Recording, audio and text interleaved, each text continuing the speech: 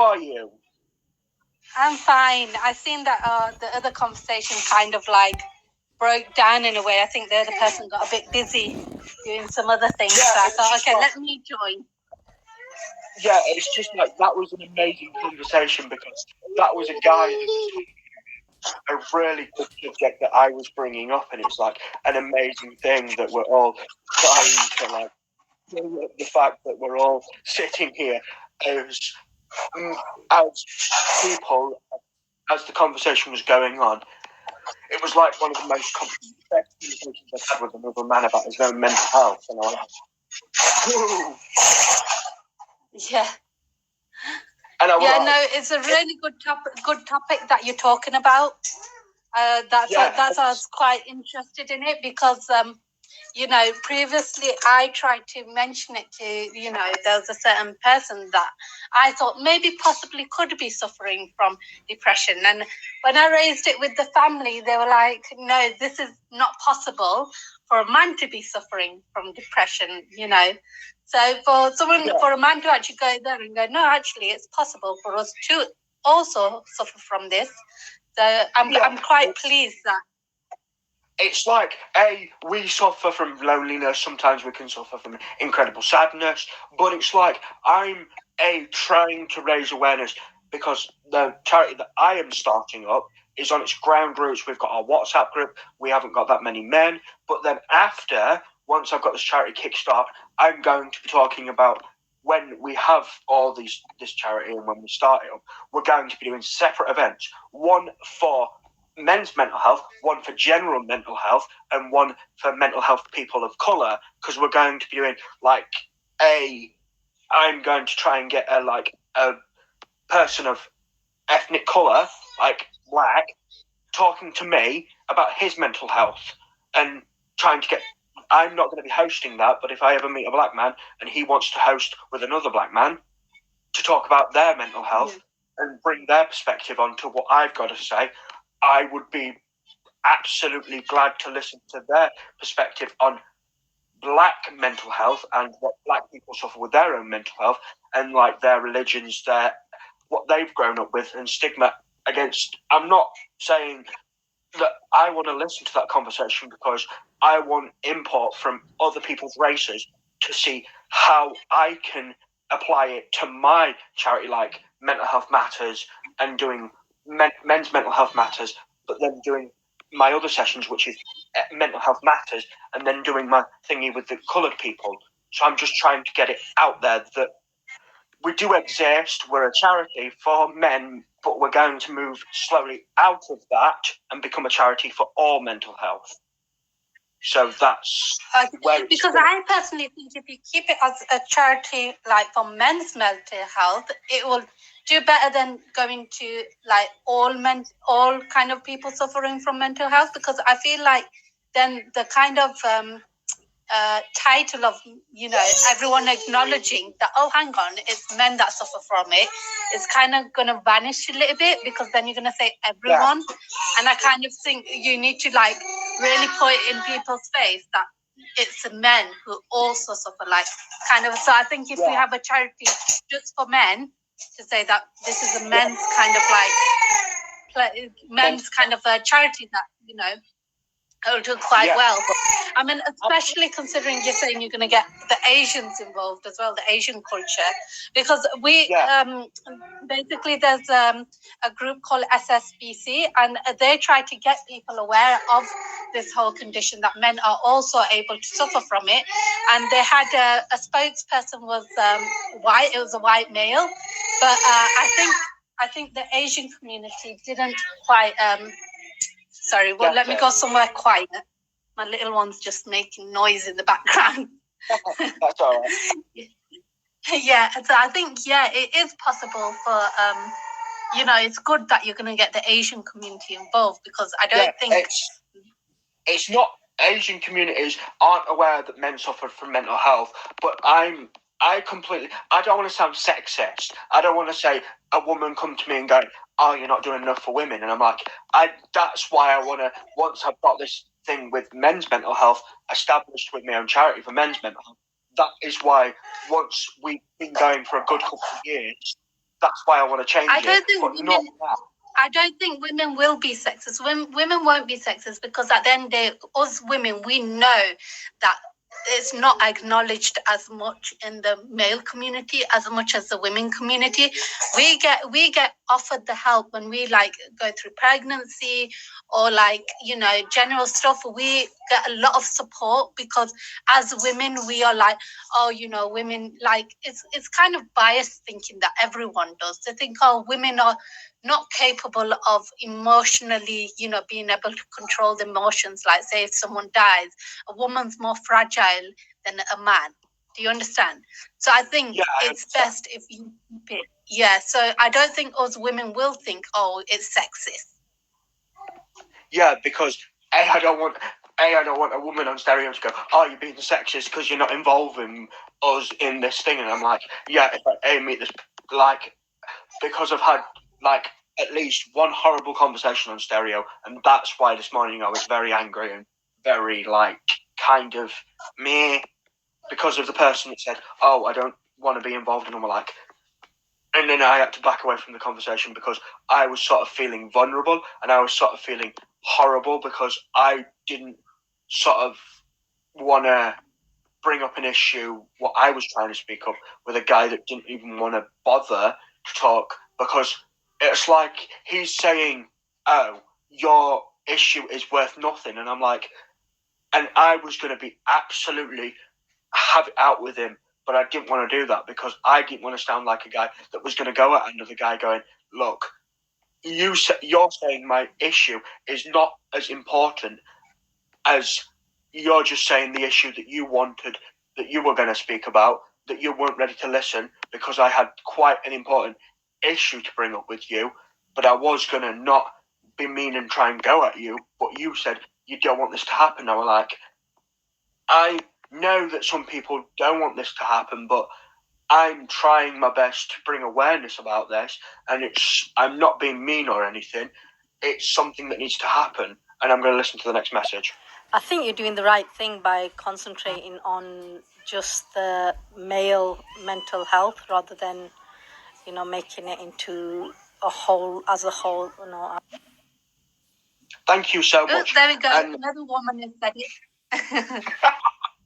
Thank you so much, guys. But no, as I said, I had one guy who said, oh, I don't want anything to do with this. And I'm like, I was going to snap at him and just go, look, I was going to have it out with him and go, look, dude, I wasn't ready to, like, I was just generally going hi. And he said, have we spoke? And I went, no. Do you mind, do you want to join this thing to talk about men's mental health and COVID? And he went, no. He went, okay. And I left the conversation there. But I was going to really have it out with him and just go, look, I'm raising awareness for something very important, but you don't want to talk about the subject. And I was like going to go say to him, why don't you think this subject is important about bringing it up? Because if I ever meet a person like, he says, I don't want to get involved, I'll be like, okay, can I ask you why? Can I ask you why you're trying to push an issue that is quite important under the rug? That is the next person. If I get a person that says, I don't want to join, I am going to exactly ask them that question. Or do you reckon I should ask them a different question? No, I think, do you know what it is? Men kind of feel like if they admit or if they even talk about the conversation, then it kind of makes them less macho.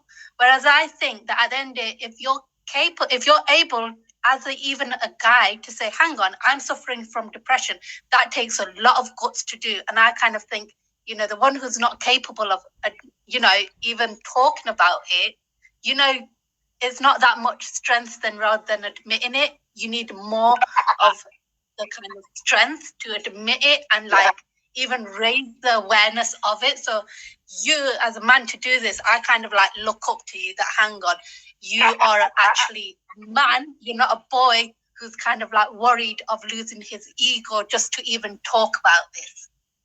No, because I've gone through nearly a year and a half of suffering from loneliness, and I'm in global pandemic, COVID-19, and I've gone through a year of losing my friend to sadness, and I had to, basically, I've never dealt with my friend dying, I've been catfished online, and I've been bullied so many times and been told I was worthless, and I've just had physical end of it, and I wanted to do, because I didn't think I was worth anything, and I thought, now I wanted to choose a career where I think I can make a positive change, and I started this awareness. I sort of started talking about bringing up a conversation with mental health with someone, and I thought, yes, I could do this as a career. Try to get spotted on stereo, set up my charity, and do sessions and run sessions through Zoom, and run sessions through the hospital, run sessions and talk about, and get myself on radio and do stuff on radio. And I thought, yes, this could be something good for me, but I'm like, I ain't getting the audience and I'm not getting the numbers. And I'm like, and I was talking to everyone, stereo shouldn't rely on viewers, it should rely on content. But I'm like, I'm struggling because the amount of people that I speak to, I sometimes get them people that I let people speak before me, and I'm like, I don't know whether I should speak first. I don't know, and I'm like, sometimes I admit, I stop on the fourth person and I count to four, the fourth person I talk to, and then I have this good conversation about men's mental health, and we go boom, boom, and it's like, yes, and it's like amazing that this conversations like this are happening.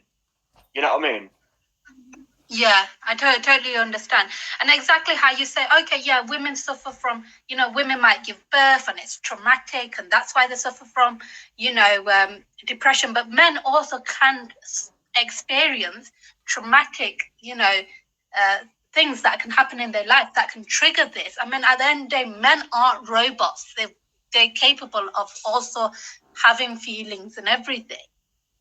Like you said, a loss of a friend can trigger it off. Number of things can trigger it off. All your life being brought up, special needs, being brought up in a special school, being told you're worthless, being pushed to the bottom of people's stuff and being pushed away, rejected. It can feel like you just feel like the person that told you at the beginning of your life you couldn't achieve anything, you believe it, and it's just like, wow. And it's like, yeah, it's kind of empowering to speak to people and just go, yes, this is one thing that I'm doing to try and change the attitude on awareness of dealing with stuff, and it's trying positive emotions and positive things and positive thinking. But we can't do positive thinking because we first need to be in a positive place before we start positive thinking. Yeah. So as a man, how did you approach this? Because you're saying you suffered from depression yourself.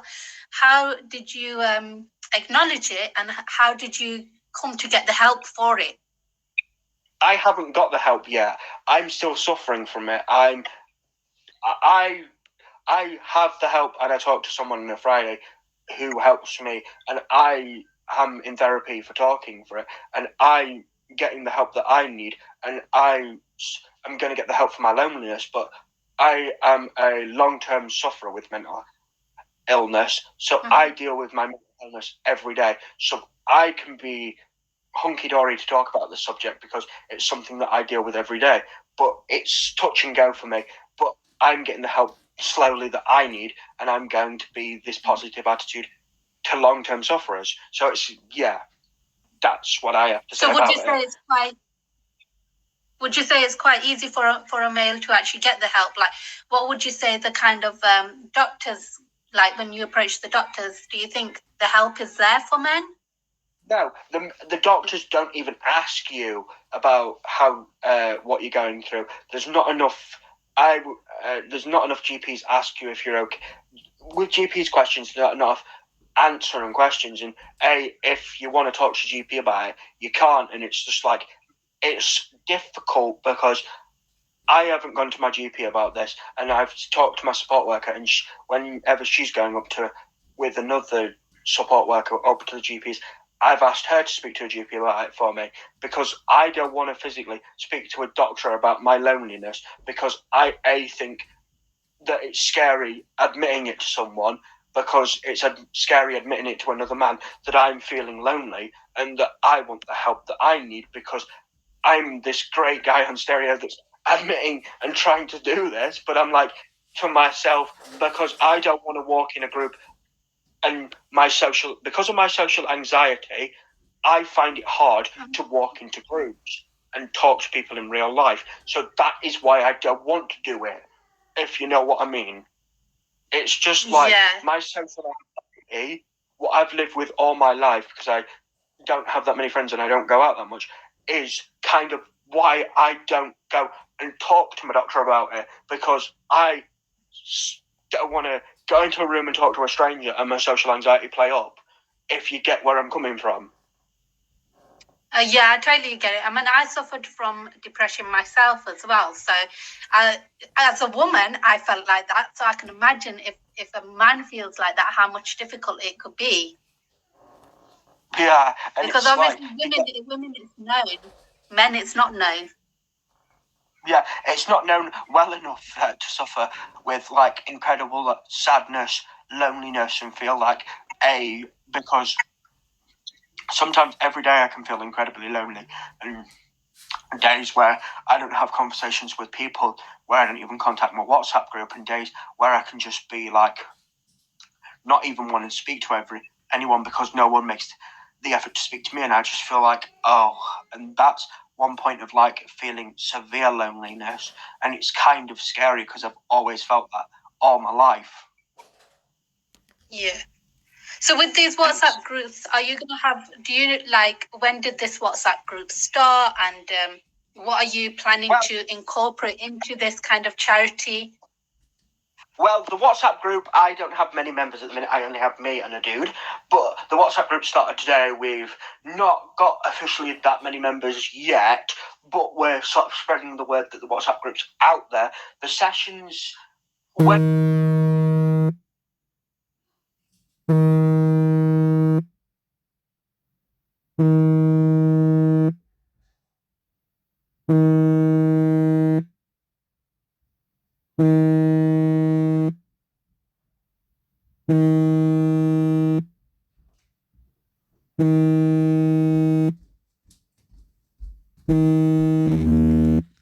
I get above 5 members, I'm going to be doing a stereo audience session. Whenever a guy that I come up, if I get more than 5 listeners, I can run the stereo sessions, like asking people questions, getting the audience to ask us questions, and getting the audience to ask important questions, and bring, if the audience have like any input to the session.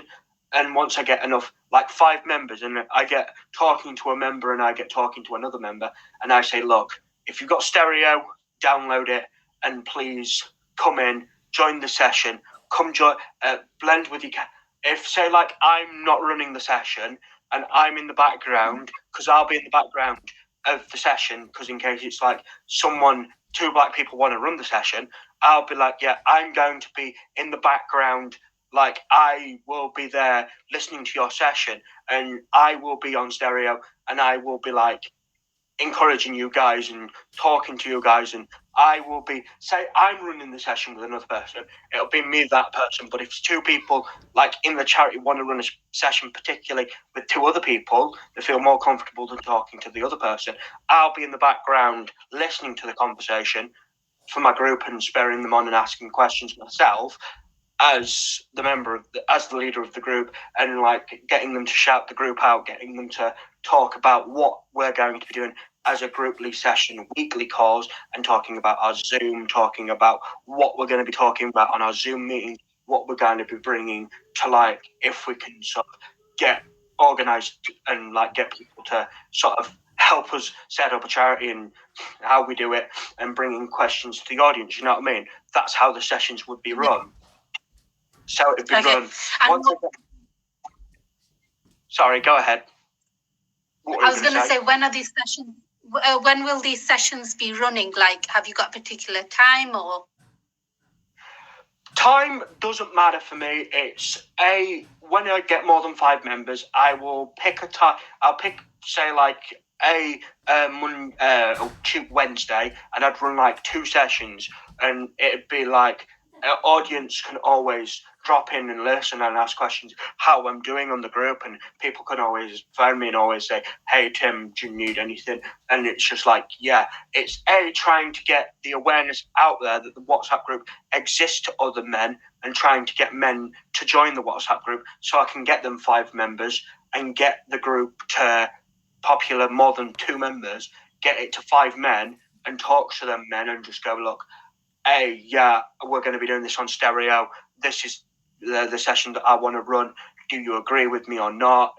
If they want me to change anything, I'd change it and meet them on Zoom, get them to write down notes, meet them in real life, talk to them in real life, have a conversation over Zoom, talk to them, get them to write down sheets of paper and write down the questions that they want to ask on stereo, and like try to get other people that know me to spread the word that this session's happening and that the session is here on stereo for free, and you can listen to all the questions that the audience have. So I'd be like, it'd be like we'd have a set of 5 questions. I'd ask my co-host one question, he'd ask me one, I'd ask him one, and once we get to the end of the 5 questions, we have 10 questions in total, and we each ask 5. Then the other 5 that we've got, we shout out to the audience, and we go like people that are on stereo. We go, look, audience, these are the questions that we have to ask you, and if you've ever suffered with symptoms like this, please leave a message anonymously on stereo, anonymously like by voice comment, and just please explain like the answer to the question and what we could do as men's mental health awareness charity to support other men and other cultures to talk about this more openly. So that's one of the questions that I would be asking the audience, not my co-host. So it'd be like, that would be one of the questions I would ask the audience, if you know what I mean. Okay. Yeah. So if the audience want to join, is this WhatsApp group accessible to the audience or no? Is it like a private group? The WhatsApp group, if the audience want to join it's like once we've got more than 5 members, the WhatsApp group can be open to the audience that are in their session just to see what we've been talking about. We won't publish.